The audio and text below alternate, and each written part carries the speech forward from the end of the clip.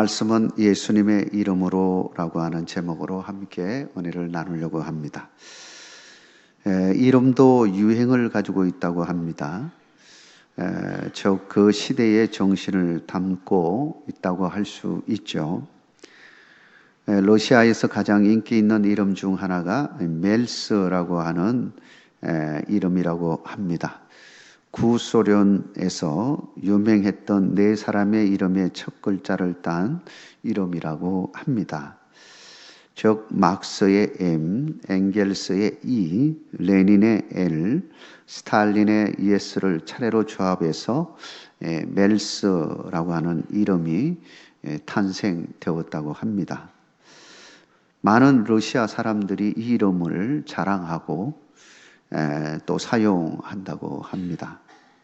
아마도 그들은 옛소련의 명예를 회복하고자 하는 마음에서 이렇게 나타내는 것 같습니다. 그러나 사실 따지고 보면 구소련이 왜 망했습니까? 아이러니하게도 공산주의 건설에 지대한 영향을 미쳤던 이들 때문이 아니겠습니까? 정말 우리가 영원히 기억하고 의지할 이름은 과연 어떤 이름일까? 예수 그리스도의 이름 외에는 없음을 여러분 믿으시기 바랍니다. 바울은 빌립보서 2장 9절에서 11절에 예수 그리스도의 이름을 높이 올리는 것을 보게 되어줍니다.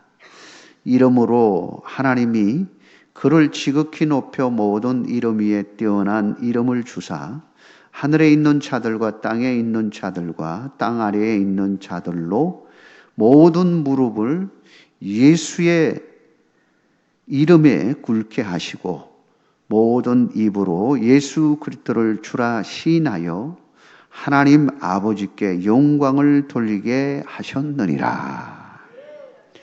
오늘 본문에서는 이러한 예수님의 이름이 어떻게 구체적으로 예수님의 이름으로 무슨 일이 일어났느냐라고 하는 사실을 잘 말씀해 주고 있습니다.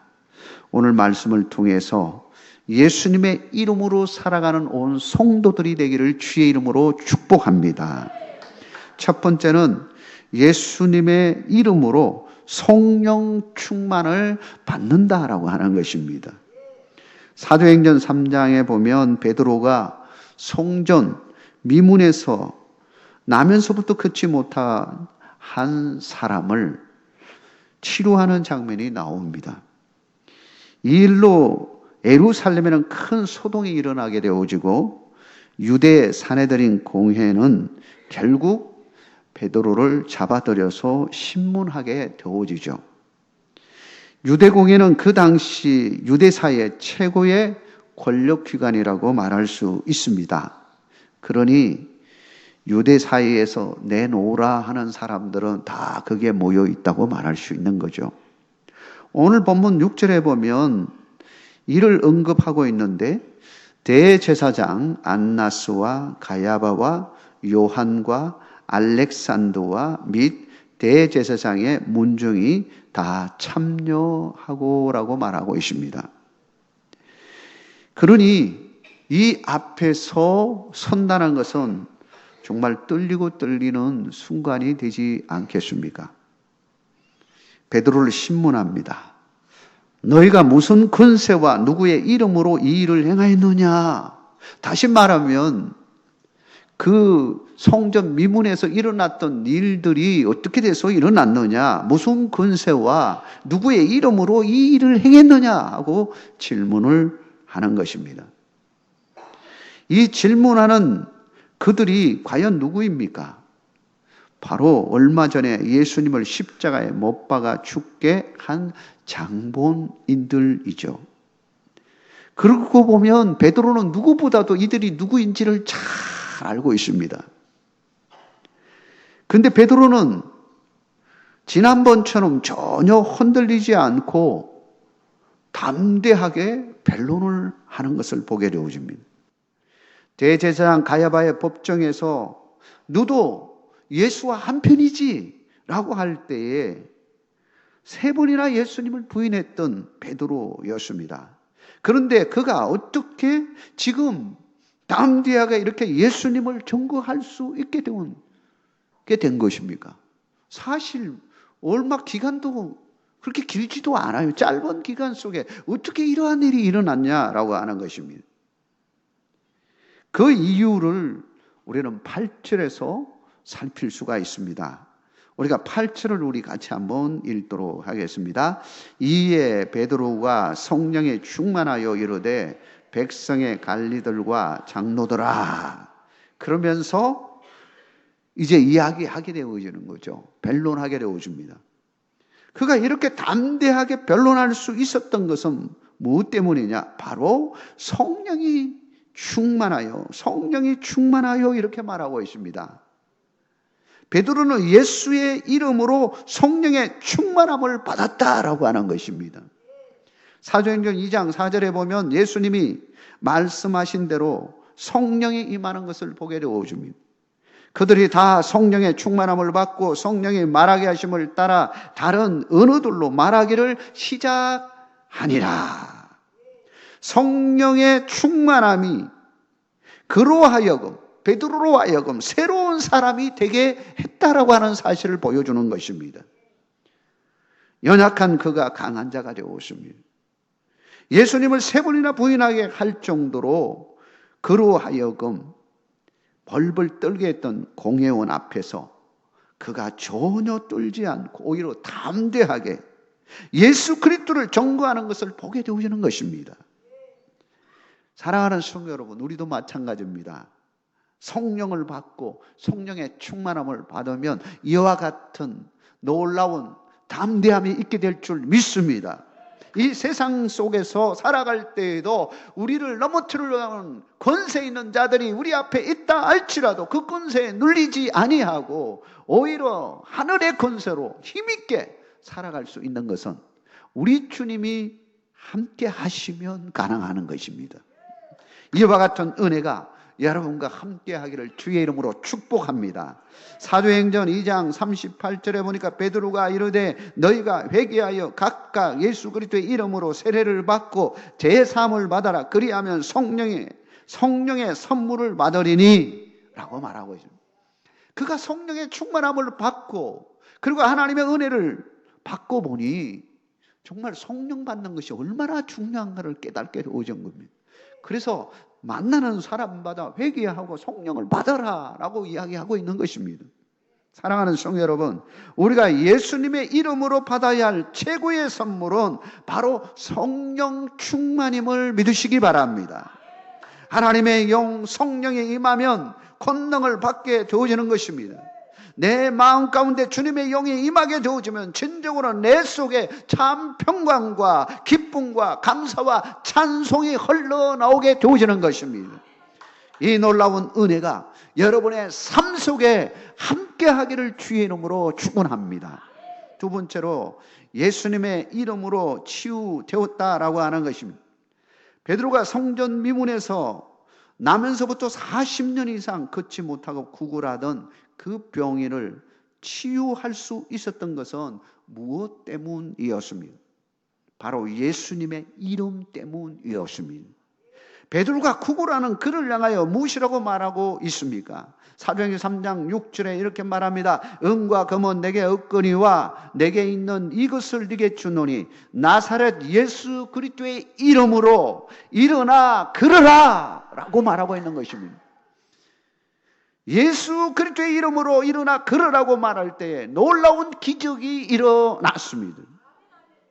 예수님의 이름으로 치유했던 베드로, 그는 공회원들 앞에서 자신이 어떻게 이 병자를 치유했는지 다시 한번 분명하게 언급합니다. 본문의 10절 말씀입니다. 우리 10절을 같이 한번 읽어보겠습니다. 너희와 모든 이스라엘 백성들은 알라. 너희가 십자가에 못 박고 하나님이 죽은 자 가운데서 살리신 나사렛 예수 그리스도의 이름으로 이 사람이 건강하게 되어 너희 앞에 섰느니라. 아멘. 할렐루야. 우리가 건강해지는 것도 예수의 이름으로 가능할 줄 믿습니다. 우리의 영과 육과 이 모든 것이 하나님의 손에 달려 있습니다. 예수님의 이름, 예수님의 건세로 병이 낫고 온전케 되어지는 은혜가 여러분의 삶에 있기를 주의 이름으로 선포합니다. 베드로가 낫게 한 것이 아닙니다. 예수님의 이름이 그를 낫게 한 것입니다. 베드로는 이 같은 은혜를 입으로 정언한 겁니다. 그러니까 놀라운 일이 일어났던 것입니다. 이것을 모든 사람들이 다 본 거예요. 그리고 지금 신문하는 사람도 사실 다 보았습니다. 그래서 가만히 들어보니까 예수의 이름으로 이런 일이 일어났다는 걸 분명히 계속 이야기하니까, 야, 예수 이름이 이렇게 놀랍냐? 이거 예수 이름 퍼져나가면 안 되겠구나. 그래서 베드로를 비롯한 사도들에게 말 못하게 하고 가르치지도 못하게 하고 위협하고 그런 다음에 풀어주었어요. 그러나 베드로에게 있어서 공회원은 더 이상 무서운 존재가 아닌 겁니다. 여러분, 성령 충만해지면 세상이 무섭지가 않은 겁니다. 두렵지가 않아요. 그들이 막는다고 해서 성령의 역사가 멈출 수가 있겠습니까? 하나님이 하시는 것을 누가 막을 수가 있겠습니까? 하나님이 하시면 막을 수가 없는 것입니다. 초대교회의 역사가 이렇게 시작되었습니다. 예수의 이름으로부터 시작되어진 것입니다. 여러분, 우리의 인생도 예수 그리스도의 이름으로 시작되었음을 믿으시기 바랍니다. 예수 그리스도의 이름으로 마지막까지 갈 수 있게 될 것입니다. 우리의 인생에도 예수의 이름으로 시작되었고 예수의 이름으로 끝나게 될 것입니다. 사랑하는 성도 여러분, 예수님은 우리의 영과 혼과 육을 온전히 치유하시고 회복시키시는 유일한 권세를 가지신 분임을 확신하시기를 주의 이름으로 축복합니다. 예수의 이름으로, 예수님의 이름을 의지하고 그분의 이름으로 기도할 때 우리에게도 마찬가지로 치유의 역사가 일어나는 것입니다. 여러분의 삶에 그와 같은 은총이 임하기를 주의 이름으로 축원합니다. 마지막으로 예수님의 이름이 담대히 전파되었다라고 하는 것입니다. 예수님의 부활을 목격하고 성령의 충만함을 경험한 베드로는 예수님을 증거하지 않을 수가 없었습니다. 그는 복음 전도자로서 확실한 믿음 위에 서게 되었습니다. 본문 12절의 말씀에 보면 이렇게 고백하고 있습니다. 다른 이로서는 받을 수 없나니 천하 사람 중에 구원을 받을 만한 다른 이름을 우리에게 주신 일이 없음이라 하였더라. 베드로는 자신의 목숨과 안위를 위해서 더 이상 숨고 피하지 않았습니다. 오히려 복음을 위해서 죽을 각오가 되어 있었습니다. 그리고 무엇보다도 성령이 그와 함께 하셨기에 그는 담대하게 나아갈 수가 있었습니다. 그거 왜 숨지 않았을까요? 복음 전하는 것을 왜 그는 쉬지 않고 할 수 있었겠습니까? 여러분은 어떻습니까? 여러분은 예수 그리스도 그분의 그 은혜를 누리면서 다른 사람들에게 전도하는 일을 멈추지 않고 쉬지 아니하고 열정을 가지고 담대하게 전하는 이유가 무엇입니까? 왜냐하면 예수님 외에는 길이 없기 때문입니다. 오늘 본문의 13절과 14절에 공회원들의 반응이 나타나는데요. 바로 베드로가 어느 열정을 가지고 복음 전하게 되었는지를 잘 보여줍니다. 우리 같이 한번 읽어보겠습니다. 그들이 베드로와 요한이 담대하게 말함을 보고 그들을 본래 학문 없는 범인으로 알았다가 이상히 여기며 또 전에 예수와 함께 있던 줄도 알고 또 병 나은 사람이 그들과 함께 서 있는 것을 보고 비난할 말이 없는지라. 할렐루야. 베드로와 요한 사도들이 담대하게 그리스도의 이름을 전거하게 된 것입니다. 그들은 사실 학문이 별로 없는 자였습니다. 사실 어부 출신들 아닙니까? 그러니 따로 어디 가서 학교를 다니고 공부를 한 그런 경험이 별로 없는 겁니다. 그러나 그들이 이렇게 담대하게 예수 그리스도의 복음을 전하는데 얼마나 그 스피치가, 설교가 날카롭고 어쩌면은 정말 배운 사람보다도 더 훨씬 확신을 가지고 요약해서 축약해서 이렇게 전하는지, 정말 대단하다. 그 설교 내용을 보면 정말 대단하다라는 생각을 하게 되어집니다. 이것이 어디서부터 왔냐라고 하는 겁니다. 하나님으로부터 왔다는 사실을 분명하게 보여주고 있습니다. 성령의 충만함을 받자 하나님의 영이 그에게 임하게 되어지고 하나님이 주시는 지혜와 지식으로 충만하게 되어진 것입니다. 사랑하는 성도 여러분, 여러분에게도 그와 같은 하나님의 지혜와 지식이 충만해지기를 주의 이름으로 축원합니다. 그것을 예수님을 위해서 사용하시기를 바랍니다. 복음 전하는 일을 위하여. 예수님께서는 마지막으로 우리에게 부탁하신 말씀이 있습니다. 사도행전 1장 8절 너무나 잘 아는 말씀입니다. 오직 성령이 너희에게 임하시면 너희가 권능을 받고 예루살렘과 온 유대와 사마리아와 땅끝까지 이르러 무엇이 되라고 했습니까? 내 정인이 되라. 사랑하는 성도 여러분, 우리는 어떤 일을 하든지 뭘 하든지 예수 그리스도의 정인이 되는 삶이 되기를 주의 이름으로 축복합니다.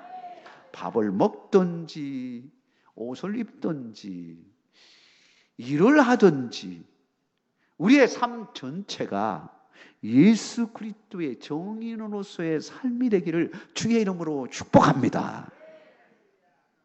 사도행전 2장 17절에서 21절에 보면 베드로가 첫 설교를 하는데 그 첫 설교의 내용을 보면 요엘서의 말씀을 인용해서 전합니다. 그 인용한 내용을 쭉 살펴보면 그가 꿈을 꾸는데 성령이 임하자 꿈을 꾸게 되어지는데 그 꿈을 가만히 살펴보면 무슨 내용이냐 하면 바로 예수 그리스도의 이름을 정언하는 삶임을 알 수 있습니다.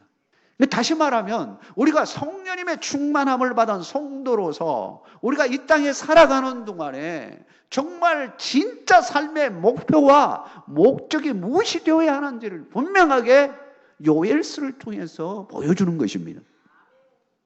사도행전 2장 17절에서 21절 말씀을 제가 읽어보겠습니다. 하나님이 말씀하시기를 말세에 내가 내 영을 모든 육체에 부어 주리니 너희의 자녀들은 예언할 것이요 너희의 젊은이들은 환상을 보고 너희의 늙은이들은 꿈을 꾸리라. 그때 내가 내 영을 내 남종과 여종에게 부어 주리니 그들이 예언할 것이요 또 내가 위로 하늘에서는 기사를 아래로 땅에서는 징조를 베풀리니 곧 피와 불과 연기로다.